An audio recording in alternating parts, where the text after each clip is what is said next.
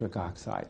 What you can do, though, is you can take the ingredients that the body uses to make nitric oxide, and you can take the ingredients that will stabilize the nitric oxide, prevent it from breaking down and lasting longer in your body. And so you could do this by taking certain amino acids like arginine and citrulline, and then you can take certain antioxidants like vitamin C, vitamin E. There are many other kinds of antioxidants. And so by taking these different ingredients, these different natural ingredients all at the same time, you will maximize your body's ability to make the nitric oxide. And so that's how you boost your nitric oxide production. In this next part of the American Health Journal, Dr. Ignarro tells us the benefits of using nitric oxide as part of our daily regimen of diet and exercise, as well as how you can learn more about his research, the age-proofing of your cardiovascular system, and his three-step plan to a healthier heart, which he explains in detail in his new book, No More Heart Disease. But first, we spoke with Dr. Andrew Myers about the role nitric oxide plays in our body. Nitric oxide is naturally produced by cells that line the arteries, and those cells producing nitric oxide help to control and regulate the blood flow throughout the body. So when the blood flow is regulated, blood pressure can be lowered, muscles can be delivered oxygen and nutrition much more efficiently. So nitric oxide becomes this important chemical mediator in terms of helping the body do what it was meant to do, to perform better, to function optimally, and in many cases, when you have disease or deficiency of NO, you see big problems, like high blood pressure or even heart disease. The benefits of nitric oxide are many, and they focus mainly in the cardiovascular system, but this also impacts on other systems as well. Because nitric oxide can keep your blood vessels healthy by increasing blood flow, what happens is that the nitric oxide makes sure that all the organs in the body receive the normal amount of blood and therefore nutrients and oxygen that's required. In addition, nitric oxide can interfere with the blood clotting process, and so it can prevent unwanted blood clotting. You know, when people suffer from a heart attack, in many cases this is due to a blood clot that develops in the coronary arteries that feed blood to the heart. By the same mechanism, when a person gets a stroke, this is generally due to the development of a blood clot in the cerebral arteries that carry blood to the brain. And so you don't want this to occur normally. The only time you want a blood clot to occur is when you injure yourself, you get a cut, and you want a clot to form because that forms a plug and prevents the excessive loss of blood. But you don't want those blood clots to occur in a normal, within an artery in the brain or heart. So nitric oxide is something we make to prevent that unwanted clotting of blood. When nerves stimulate different parts of the body, they do so by releasing a chemical. Well, the major chemical in the brain that is released from many nerves is nitric oxide. And this nitric oxide is well known today to facilitate memory and learning. No question about it. This has been shown in animals, it's been shown in humans, and what we've noted now is that in memory and learning disorders, particularly Alzheimer's disease, there is a deficiency, a marked deficiency in the formation of nitric oxide in those regions of the brain that regulate memory and learning. And in fact, a number of pharmaceutical companies are developing drugs that stimulate nitric oxide formation in those regions of the brain. And the early clinical studies show that if you boost nitric oxide formation in the brain, you can restore memory and learning. So I think there's hope for everyone who's suffering from a memory and learning disorder.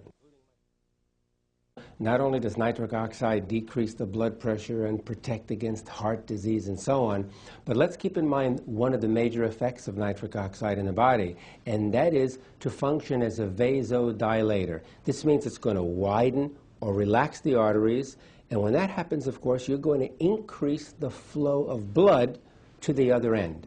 Okay? Well, we made an interesting discovery back in 1990 when we showed that the nerves that go to the erectile tissue of men and women actually release nitric oxide as the signaling molecule or neurotransmitter. And before we made that discovery, the neurotransmitter was not known. And if you don't know what the nerves are releasing to stimulate a function, it's almost impossible to develop rational drugs to treat a disease. And so once we showed that those nerves release nitric oxide, one of the pharmaceutical companies, of course, developed a big program to look at that and study that. They extended my research further, and voila, they came up with the drug Viagra, which is the first orally available drug that's useful in treating impotence or erectile dysfunction. And so the way Viagra works simply is to enhance or increase the actions of nitric oxide. Nitric oxide is a vasodilator, which means it's going to widen those blood vessels and lower the pressure within the blood vessels. And it doesn't lower blood pressure if the blood pressure is normal.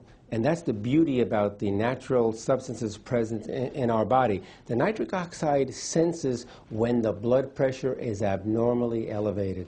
And then it steps in to reduce that blood pressure back down to the normal range, not below normal.